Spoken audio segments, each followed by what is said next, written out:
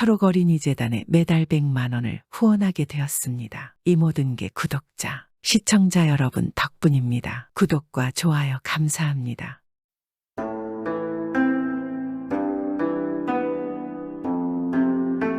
강원도 영월군 구례리에는 우뚝 솟은 기암이 있습니다. 이 기암을 사람들은 꼴두바위라고 부르는데 고두암이라고도 불렀습니다. 이 꼴두바위는 화강암으로 이루어진 층암괴석의 거암으로 강원도 영월군 상동읍의 명물로 꼽히는데 웅장한 형세와 기묘한 형상이 좌우의 산들과 어우러져 멋진 풍경을 이루고 있습니다. 꼴두바위란 이름의 꼴이란 형상, 두란 우두머리라는 뜻으로 으뜸가는 형상을 지닌 바위라는 의미라고 합니다. 바위의 바닥 넓이가 무려 1000평이 넘으며 높이는 조그만 산 정도의 높이에 이르는 아주 크고 높은 바위입니다. 이 바위에는 다음과 같은 전설이 내려오고 있습니다. 옛날 조선시대 선조 임금 시절 가사 문학의 대가 송강정철이 강원도 관찰사로 임명을 받고 강원도 땅을 두루두루 돌아보는 중이었습니다. 그러다가 정철이 영월군 구례리 근방을 지나다가 이 꼴두바위를 보고 갑자기 넙죽절을 하면서 이렇게 말했습니다.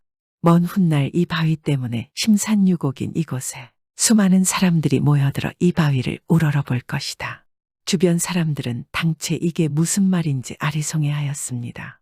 송강정철이 이리 말한 것은 모두 이유가 있었습니다. 정철이 강원도 관찰사로 임명되기 전 얼마 후 강원도에 큰 도적이 나타났습니다. 도둑은 따르는 부하들도 꽤 많았고 도적이지만 의리와 신념이 있었습니다. 일단 이 도둑의 신념은 보통 백성들의 물건은 절대 건드리지 않고 돈 많은 권문색가와 부패한 탐관오리의 물건만을 훔쳤습니다. 그리고 훔친 물건들은 사사로이 쓰지 않고 어렵고 힘든 백성들에게 골고루 나누어 주었습니다. 그러자 백성들은 이 도적을 칭송하며 누구도 관아에 밀고 하지 않았습니다. 그러자 조정에서는 발칵 뒤집어졌습니다. 그리고 이 소식을 전해들은 임금은 매우 화가 났습니다. 어찌 조정에서 한낱 도둑 하나를 잡지 못하는 것이냐. 도적 하나 잡지 못한 관리들이 어찌 이 나라를 지킬 것인가. 당장 놈을 잡지 않으면 내 너희들을 문책할 것이다. 그러나 도적은 의적이었기에 많은 백성들이 숨겨주어서 잡을 수가 없었습니다. 수천의 병조를 보내도 도둑의 흔적조차 잡을 수 없었습니다.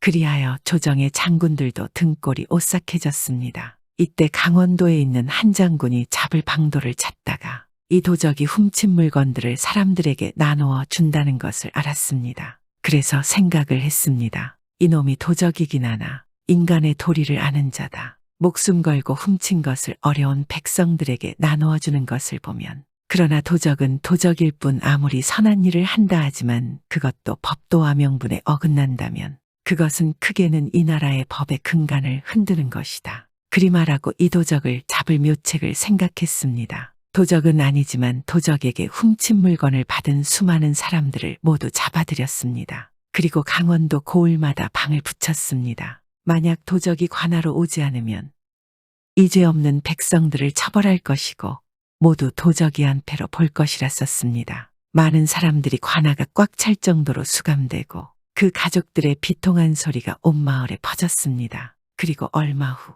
평범한 젊은 사내가 관아에 왔습니다. 그리고 관아의 장군을 보며 말했습니다. 내가 도적의 수게요. 그만 죄 없는 백성들을 괴롭히지 마시고 절 잡아가시오.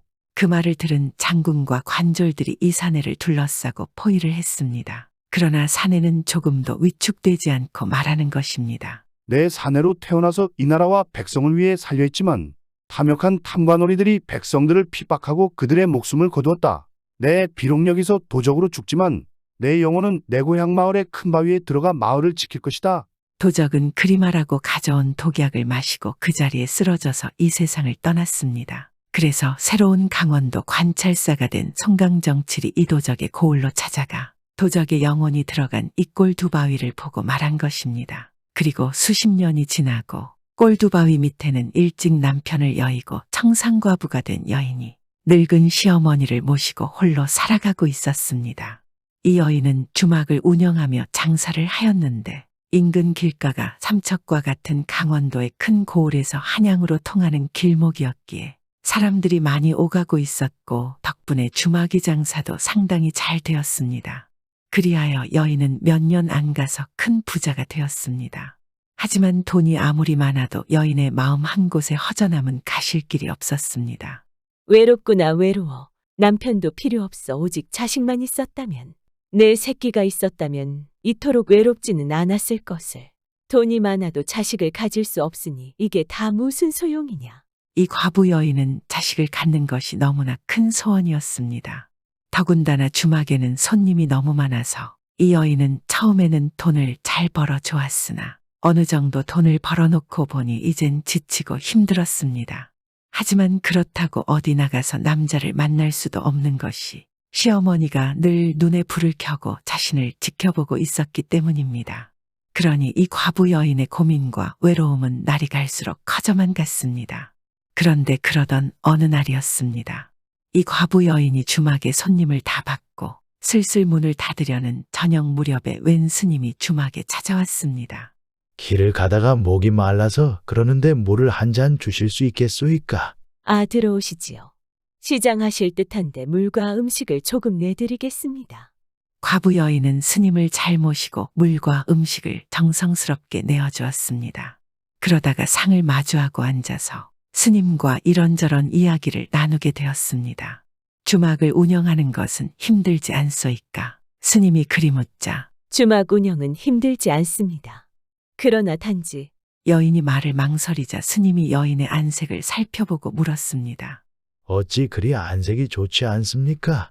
무슨 고민이 있는 것이요? 안색을 보아하니 말 못할 고민이 있어 보입니다. 실은 그렇습니다. 저의 소원이 아들을 하나 갖는 것입니다. 허나 남편도 없고 방법이 없으니 이를 어찌하오리까? 여인의 말을 들은 스님은 가만 눈을 감고 생각에 잠겼습니다. 그러니 여인이 어리둥절하며 스님을 바라보고 있는데 갑자기 스님이 눈을 번쩍 떴습니다. 방법이 하나 있습니다. 네, 무슨 방법이요? 설마 자식이요? 제가 아들을 가질 수 있는 방법이 있다는 말씀이십니까? 정말입니까? 제발 가르쳐 주십시오. 그렇소이다. 당신이 자식을 얻을 수 있는 방도 말이요. 무엇입니까? 제가 무엇이든 하겠습니다. 스님 부디 저에게 방도를 알려주십시오. 그러자 스님은 멀찌감치 있는 꼴 두 바위를 손가락으로 가리키며 말했습니다. 아무도 모르게 바위에 머리를 깨보십시오. 그럼 자식이 생길 것이요. 그게 정말입니까? 정말 그리하면 자식을 얻을 수 있습니까? 그렇소이다. 그러면 천지신명께서 자식을 점지해 줄 것이요. 그러니 아무 생각 없이 바위에 머리를 깨십시오. 스님은 그리 말하고는 자리를 털고 일어났습니다. 사실 스님에게는 다른 생각이 있었습니다. 당연히 이 과부 여인이 혼자의 몸으로 자식을 갖는 것은 불가능한 일이고 그런 불가능한 일로 고민하며 가슴 아파하고 있는 여인이 너무나 불쌍하여 상념을 잊게 하고자 바위를 깨며 정신을 그곳에 모아 다른 고민은 잊게 만들기 위함이었습니다. 바위를 깨는 어려운 일을 하며 정신을 다른 곳에 쏟다 보면 자연스럽게 자식에 대한 미련도 사라질 것이라 생각을 한 것이었습니다. 스님의 의도가 어찌 되었든 그것을 모르는 과부 여인은 희망이 생기자 얼굴에 화색이 돌았고 돌아가는 스님을 향해 연신 감사의 인사를 하였습니다. 감사합니다. 스님 감사합니다. 드디어 방법이 생겼구나. 이제 나도 꿈에만 그리던 아들이 생기는 것이야. 드디어 나에게도 살아야 할 의미가 생겼구나. 과부 여인은 그날 밤 너무나 설레서 잠조차 제대로 자지 못했습니다. 하지만 너무나 기뻤기에 피곤함도 모르고 여인은 새벽이 밝자마자 길을 나섰습니다. 여인은 주막을 여는 것도 뒷전으로 미루고 스님의 말대로 아무도 모르게 꼴두바 위에 올라가서 머릿돌을 망치로 두드려 깨는데 열중하였습니다. 스님의 생각보다 여인의 자식에 대한 집념은 너무 강했고 여인의 망치질은 연일 계속되었습니다. 그리고 기어이 머릿돌을 깨어서 없애버리고 말았습니다. 한편 이 여인이 주막 운영은 뒷전으로 놓고 매일같이 꼴두바 위에 올라 돌깨기나 하고 앉아있으니 주막이 제대로 돌아갈 리가 없었습니다. 결국 주막의 손님이 끊기고 파리만 날리게 되었고 그 광경을 본 시어머니가 잔뜩 화가 났습니다.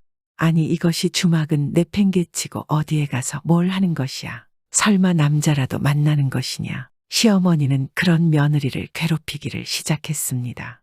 심지어는 끼니마저 제대로 주지 않고 굶겼습니다.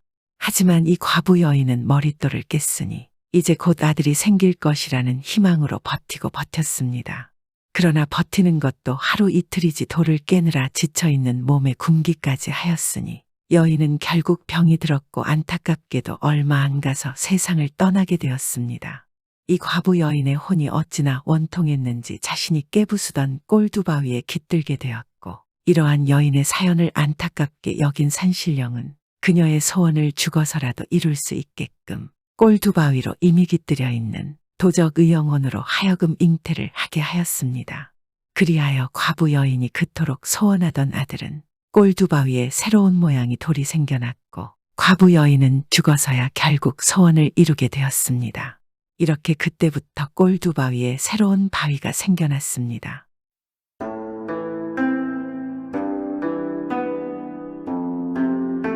옛날 옛적 어느 마을에 딸 둘을 둔 아버지가 살고 있었습니다. 아버지는 예쁜 두 딸을 금이야 오기야 애지중지하며 정성껏 키웠습니다. 그리고 딸들을 사랑하는 마음이 아주 남달랐습니다. 당연히 얼마나 눈에 넣어도 아프지 않은 딸들이겠습니까? 이들 세 식구는 하루하루 행복한 나날을 보냈습니다. 이렇게 키운 딸들은 어느새 훌쩍 커버려 이젠 시집을 보내야 할 때가 되었습니다. 그러니 아버지는 점점 고민에 빠지기 시작하였습니다. 예쁜 우리 딸들을 어떤 집에 시집을 보내야 좋을까? 정말 시집을 잘 가야 할 텐데. 아버지는 이제 앉으나 서나 이 궁리만 하고 다녔습니다. 당연히 애지중지 키운 두 딸을 좋은 곳으로 시집 보내고 싶지 않겠습니까? 그래, 사람은 뭐니 해도 명예가 중요해. 그래야 다른 사람들의 존경을 받을 테니까.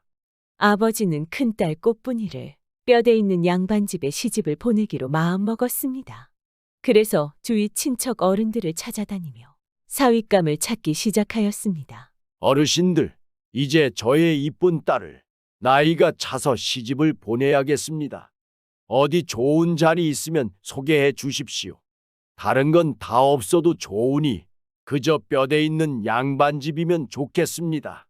하고 부탁을 했습니다. 얼마 후 친척 어르신께서 좋은 자리를 소개해 주려고 찾아오셨습니다. 내가 아는 사람 중에 뼈대 있는 양반이 있는데 마침 그 집에도 나이가 찬 아들이 있다는군. 그런데 집이 좀 가난해서 말이야. 그래도 괜찮다면 어디 말 좀 넣어볼까? 좀 가난한 거야 어떻습니까? 재물이야 있다가도 없고 또 없다가도 생기는 것 아니겠습니까? 하지만 명예야 어디 그렇습니까? 괜찮으니 어서 말 좀 넣어주세요. 부탁드립니다. 아버지는 뼈대 있는 양반집이라는 말에 귀가 솔깃했습니다. 이렇게 해서 큰딸 꽃분이는 뼈대 있는 양반집에 시집을 가게 되었습니다. 그래, 우리 큰딸은 양반집에 시집을 갔으니 사람들의 존경을 받으며 잘 살 거야. 하며 큰딸 꽃분이를 시집 보내놓고 아버지는 마음이 흡족했습니다. 과연 큰딸은 아버지 생각대로 잘 살고 있을까요? 어느덧 3년이라는 시간이 흘렀습니다. 아버지는 큰딸이 어떻게 사는지 얼마나 궁금하지 않겠습니까? 큰딸이 시집간 지도 벌써 3년이나 흘렀군. 어떻게 살고 있는지 어디 한번 가볼까? 그래서 아버지는 큰딸 꽃분이네 집을 찾아가 보았습니다. 하지만 꽃분이네 집 앞에 도착한 아버지는 자기 눈을 도저히 믿을 수가 없었습니다. 아니, 세상에 이럴 수가. 좀 가난하다고 하더니 이건 조금 가난한 게 아니구먼. 이거 참 큰일이구먼. 어쩌면 좋을까? 큰딸 꽃분이네 집은 동네에서도 가장 초라한 초가집이었습니다. 그것도 바람만 한번 세차게 불면 금세 쓰러져 버릴 것 같은 그런 집이었습니다. 하지만 아버지는 다시 차분히 생각을 하였습니다. 겉모습이 좀 초라하면 어때? 그래도 존경받는 뼈대 있는 양반집인걸.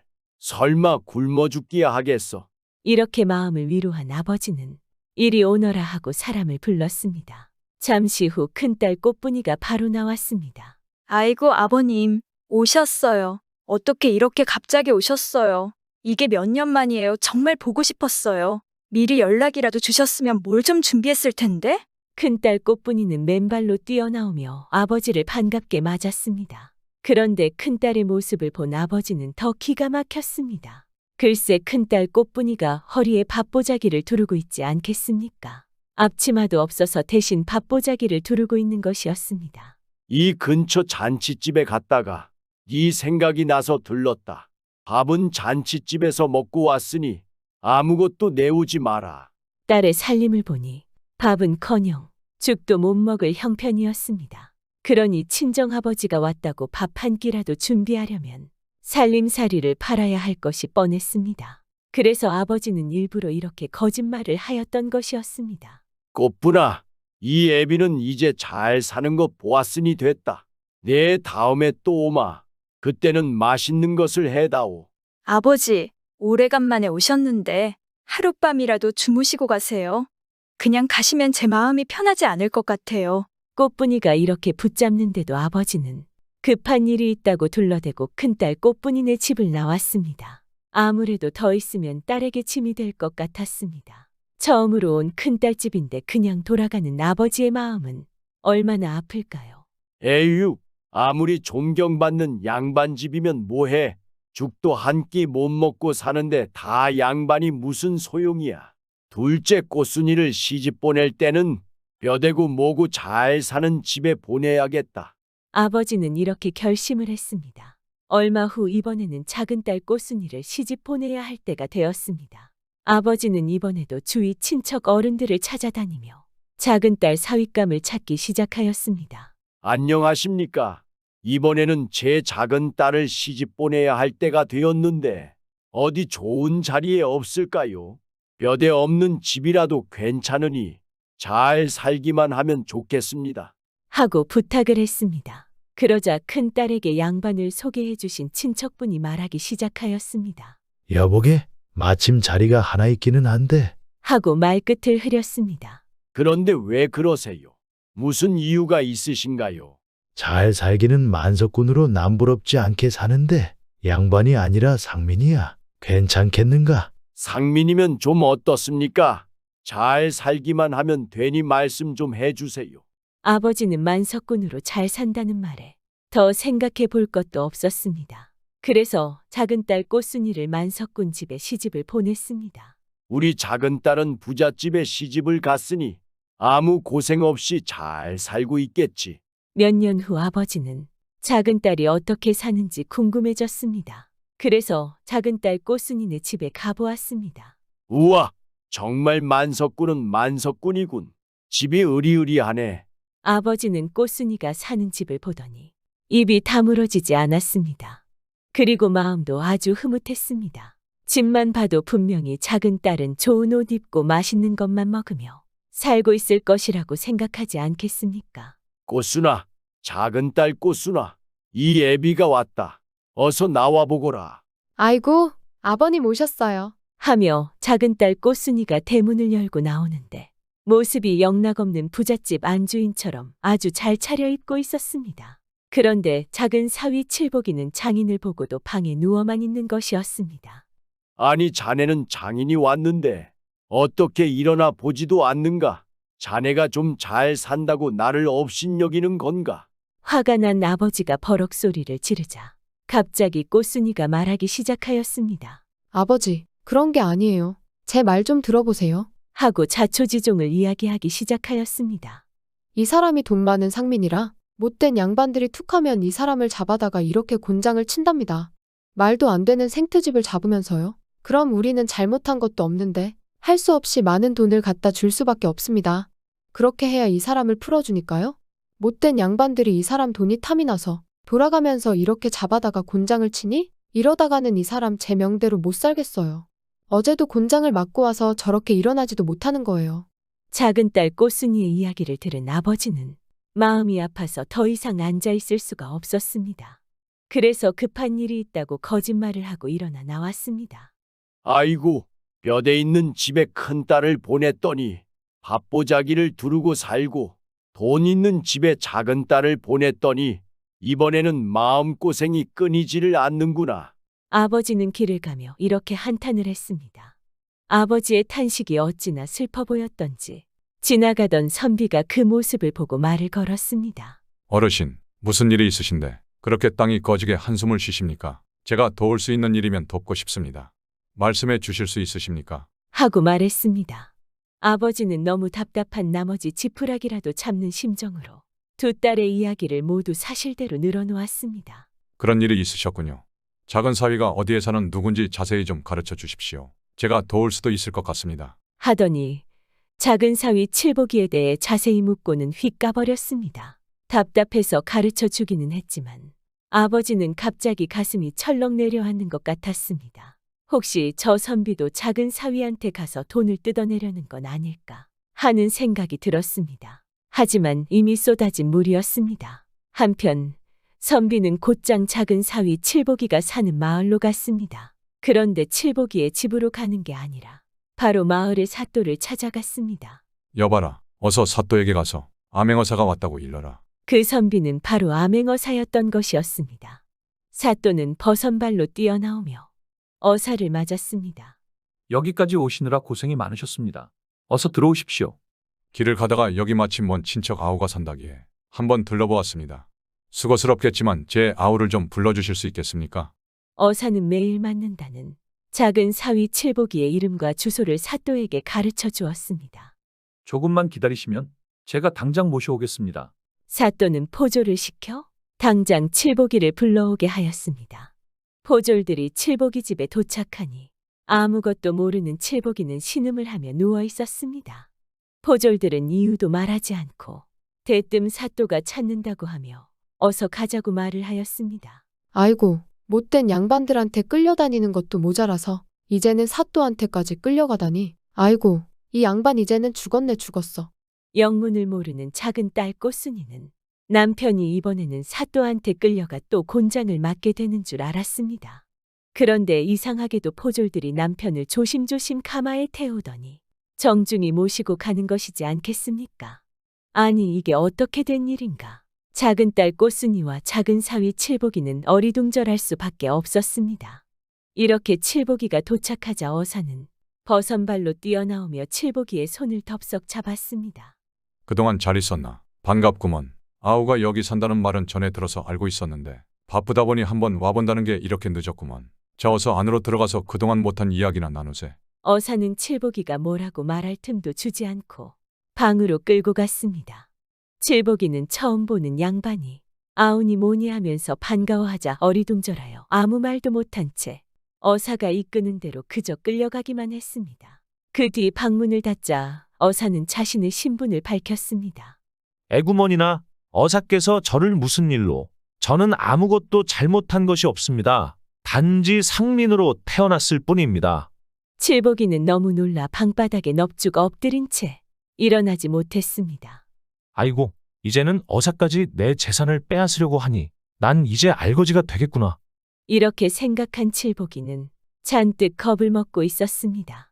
어허, 왜 이러는가? 일어나 앉게. 난 당신을 혼내려고 부른 게 아닐세. 사실은 조금 전에 길에서 자네 장인을 만났다네. 이야기를 들어보니 자네 사정이 아주 딱하길래 내가 좀 도와주려고 이렇게 자네를 불렀네. 너무 걱정하지 말게. 어사는 칠복이를 손수 일으켰습니다. 그제야 칠복이는 마음을 좀 놓을 수가 있었습니다. 내가 여기 사또한테 자네와 내가 먼 친척이라고 말해 두었네. 그러니 이제 이 소문이 퍼지기만 하면 아무도 자네를 데려다가 함부로 곤장을 치지는 못할 걸세. 그러니 자네도 이제부터 나와 친척인 체하고 다니게나. 그런데 듣자 하니 자네 처형네 형편이 말이 아니더군. 많은 재산을 다 뭐 할 텐가. 죽을 때 가지고 갈 것도 아닌데 처형네 좀 도와주지 않겠나. 그럼 서로 좋을 것 아닌가. 칠복이가 어사의 말을 들어보니 아주 좋은 생각 같았습니다. 그렇게만 해주신다면 저야 더 바랄 게 없습니다. 분부대로 따르겠습니다. 그럼 앞으로 자네 재산으로 좋은 일 많이 하며 열심히 살아야 하네. 어사는 이렇게 말하고는 밖으로 나갔습니다. 밖에는 사또를 비롯한 많은 포졸들이 어사가 나오기를 기다리고 있었습니다. 어사는 사또와 포졸들이 다 들을 수 있도록 일부러 큰 소리로 말했습니다.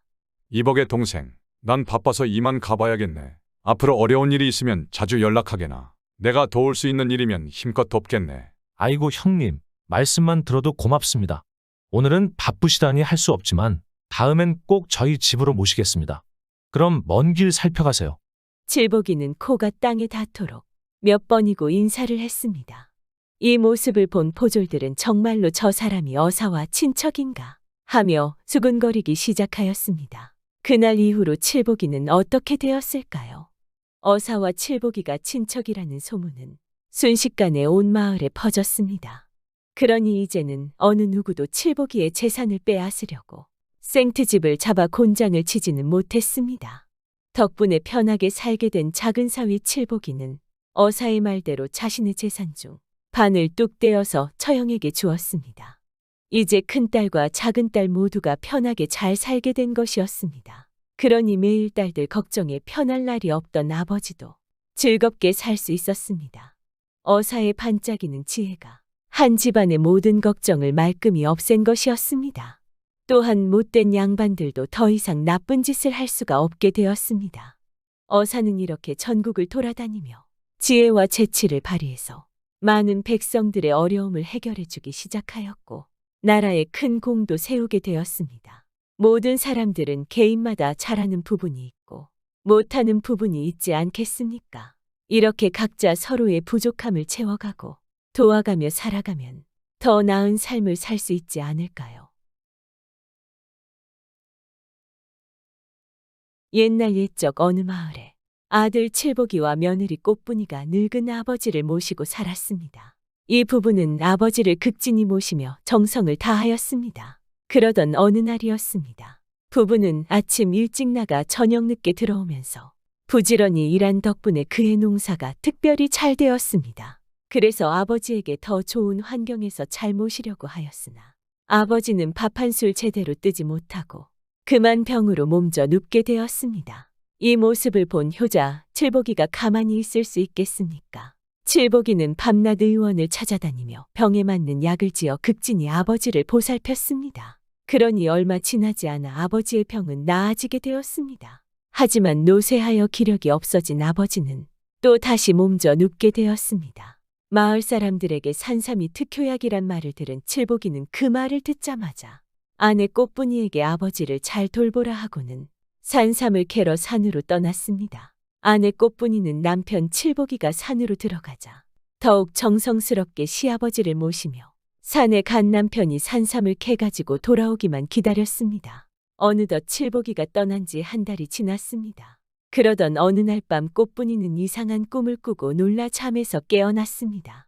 이튿날 아침 불안한 꽃분이는 시아버지에게 아침을 잘 차려드리고 점심과 저녁은 식지 않게 가마목에 놓아두고 남편 칠복이를 만나러 떠났습니다. 가고 가다 보니 하루에도 어느덧 저물기 시작하였습니다. 이때 마침 칠복이가 머리를 숙이고 멀리서 맥없이 걸어오고 있었습니다. 칠복이를 본 꽃분이는 무슨 일이라도 생긴 것 같아서 바로 달려갔습니다. 하지만 칠복이에게 다가갈 무렵 길 옆에 호랑이가 그만 칠복이를 덮치려고 하는 것이었습니다. 순간 놀란 칠복이는 정신을 잃고 쓰러졌습니다. 급해진 꽃분이는 소리치며 자신의 생사는 돌보지 않고 바로 호랑이 앞을 막아섰습니다. 안 돼요, 안 돼! 저희 서방님, 절대 안 돼요! 갑자기 꽃분이가 나타나 소리치는 바람에 호랑이는 귀를 쫑긋거리며 꽃분이를 쳐다보았습니다. 꽃분이는 연로한 아버지를 위해 남편이 산삼을 구하러 떠난 이야기를 애절하게 말하였습니다. 호랑이님, 저희 집에 연로한 아버지가 병석에 누워 계십니다. 그래서 저희 서방님이 한 달 동안 위험한 산속에서 산삼을 찾고 있었습니다. 제발 불쌍한 저희 서방님 살려주세요. 살려만 주시면 제가 무슨 일이든지 다 하겠습니다. 호랑이는 한참 잠자코 듣더니만 물러서서 꼬리로 등을 툭툭 치는 것이었습니다. 그제야 칠복이는 정신을 차리기 시작하였고 꽃분이는 호랑이를 보고 물었습니다. 호랑이님, 저희들을 등에 타라는 말씀이십니까? 호랑이는 고개를 끄덕였습니다. 부부는 잠시 동안 생각하다가 우선 호랑이의 등에 올라탔습니다. 그 순간 호랑이는 날바람을 일구며 빛의 속도로 내달았습니다. 잠시 후 부부가 호랑이 등에서 내리니 눈앞에는 산삼이 가득하였습니다. 칠복이는 놀라지 않을 수 없었습니다. 그토록 한 달 동안 찾아도 보이지 않던 산삼이 지금 자기 눈앞에 이렇게 많이 있으니 말입니다. 이 부부는 아버지 생각만 하며 온갖 정성을 다하여 산삼을 캐고 또 캤습니다. 잠시 후 산삼을 다 캔 것을 본 호랑이는 부부를 다시 등에 타게 한 후 달리더니 잠깐 사이에 부부의 뜰락에 도착하였습니다. 등에 내린 부부는 호랑이에게 감사하다며 100번 1000번 절만하였습니다.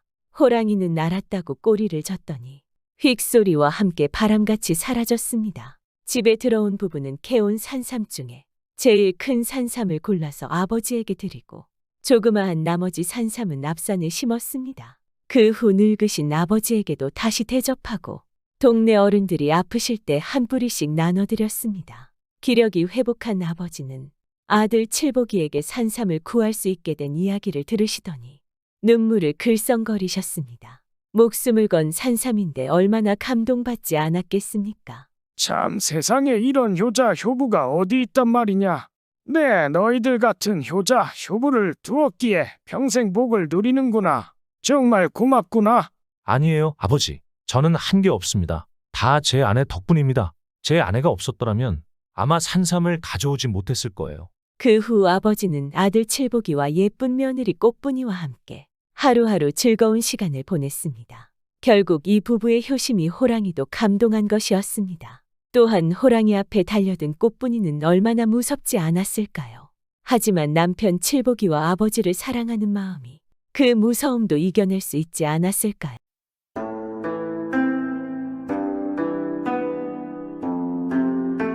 얼토당토하는 얘기지만 이런 얘기도 있습니다.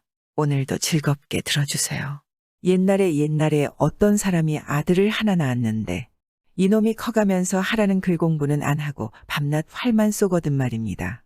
서너 살 먹어서 아장아장 걸을 때부터 활을 쏘던 것이 나이 20살이 되도록 그 짓만 하는 것입니다.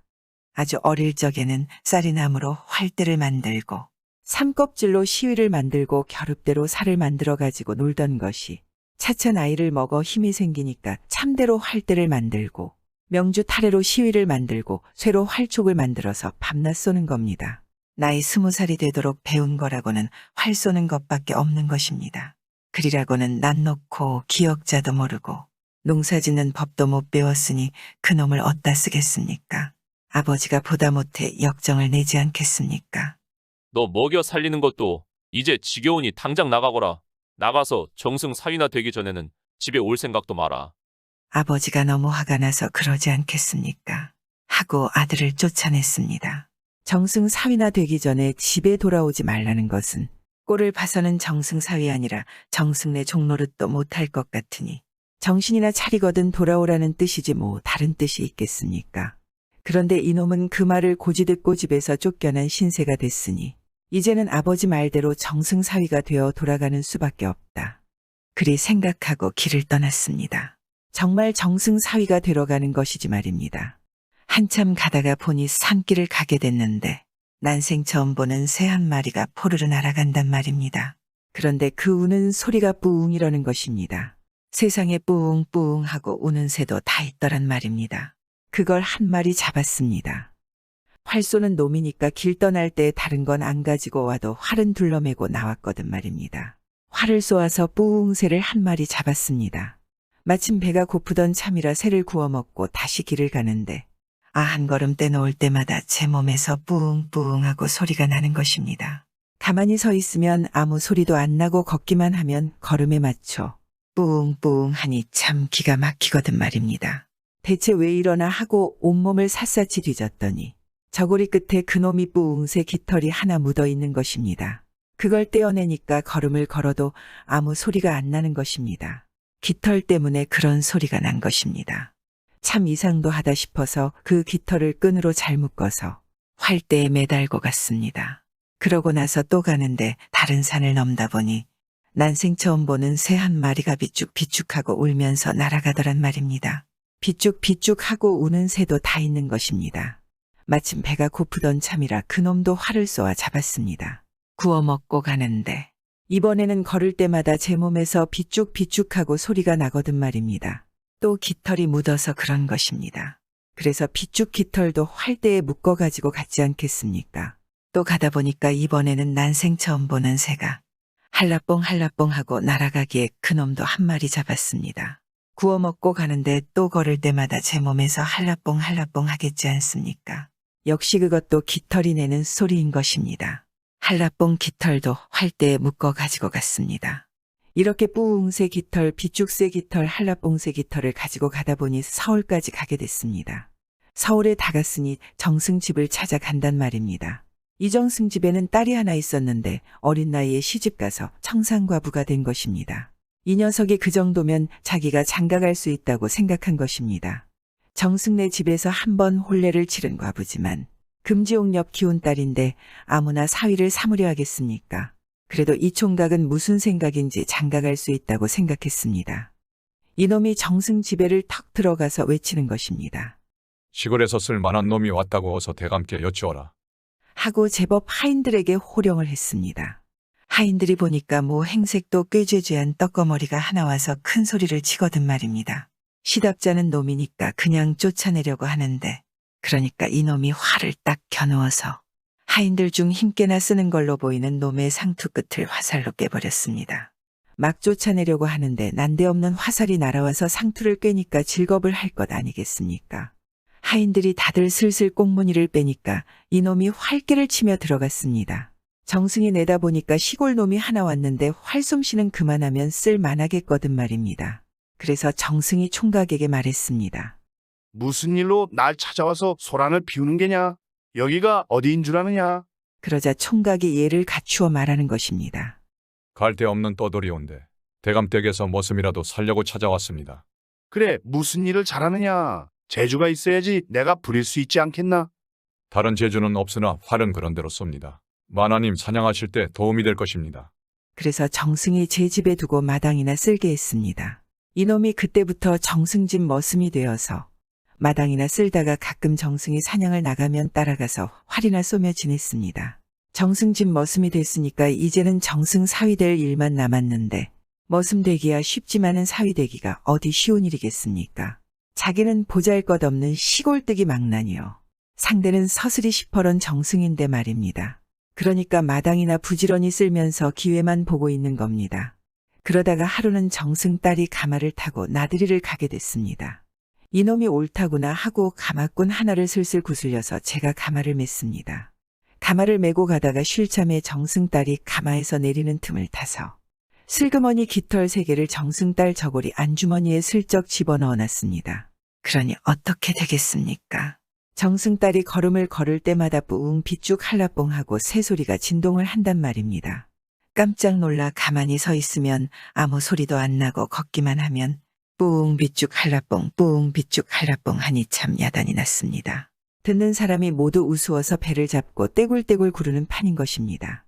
정승 딸은 그만 얼굴이 노래서 그 길로 집에 돌아와 드러누워 버렸습니다. 딱 드러누워서 당최 한 걸음도 못 움직이는 겁니다. 아, 얌전한 정승 댁따님이 행차를 할 때마다 뿌웅 비쭉 한라뽕 뿌웅 비쭉 한라뽕 이러고 다닌 데서야 말이 되겠습니까? 일이 이쯤 되니까 정승 집에서는 난리가 났지 않겠습니까? 용하다는 의원 점쟁이 무당을 다 불러다가 약을 쓰고 침을 놓고 구슬하고 푸닥거리를 하느라고 조용한 날이 없는 것입니다. 아무리 그래도 그게 차도가 있을 리 있나. 제 아무리 용하다는 의원 점쟁이 무당도 다 두 손 들고 내빼버리는 것이지 말입니다. 일이 이렇게 되니 몸이 다는 건 정승이지 않겠습니까? 하다 안 되니까. 누구든지 우리 딸 병을 고쳐주는 사람을 사위 삼겠노라 하고 방을 내다 걸었단 말입니다. 총각놈이 그때를 기다려 정승을 뵙고는 하는 말이 대감마님 요새 무슨 일로 그리 상심하십니까? 하고 능청스럽게 물었습니다. 이놈 너는 알 일이 아니야. 가서 하던 일이나 하거라. 군뱅이도 구르는 재주가 있다고 혹시 제가 도움이 될지 누가 알겠습니까? 정승이 들어보니 지경이니만큼 머슴놈이라고 괄시할 일이 아니겠거든 말입니다. 그래서 일이 이만저만하게 됐노라고 말을 했습니다. 그러자 머슴이 또 기다렸다는 듯이 말하는 것입니다. 아, 제가 전에 그런 병을 고친 적이 있습니다. 한번 맡겨주십시오. 물에 빠진 사람 지푸라기 잡는 격으로 세상에 용하다는 의원이고 무당이고 다 낮아빠지는 판국에 머슴놈이 큰 소리를 치고 나서니 안 맡길 도리가 있겠습니까? 어디 한번 고쳐보라고 했습니다. 그러니까 이놈이 그냥 고치지 않고 다짐을 받아놓기를. 송구스러운 말씀이오나 제가 따님의 병을 고치면 약속대로 사위 삼으시는 겁니까? 하거든 말입니다. 명색 정승인 내가 한 입으로 두말하겠느냐? 어서 고치기나 해라. 그 대신 못 고치면 혼찌검이 날 줄 알아. 이렇게 해서 이놈이 정승 딸의 병을 고치는데 이것저것 살피고 진맥을 하는 척하다가 저고리 안주머니에서 한라뽕새 깃털 하나만 슬쩍 빼냈습니다. 그러고 나서 어디 한번 걸어보라고 했습니다. 딸이 일어나 걸어보니 아닌 게 아니라 한 가지는 고쳐졌지 않겠습니까? 전에는 뿌웅 비쭉 한라봉 하던 것이 이제는 뿌웅 비쭉 소리만 나거든 말입니다. 뿌웅 비쭉 시르릉 비쭉하니까 이만해도 한 가지는 줄어들었으니 그게 어디입니까? 정승집 식구들이 좋아서 어쩔 줄을 모르는 것입니다. 세상에 이렇게 용한 사람이 어디 있느냐. 이 사람 대접을 잘해서 나머지 둘도 고쳐놔야지 다른 도리가 없다. 이러면서 대접이 극진한 것입니다.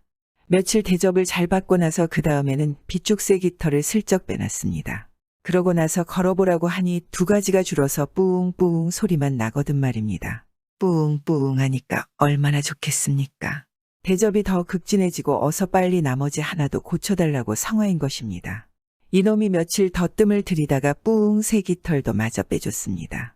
그러고 나서 걸어보라고 하니 아무 소리도 안 나거든 말입니다. 이렇게 병을 다 고쳐놨으니 약속대로 장가를 들여줘야지 별수가 있겠습니까?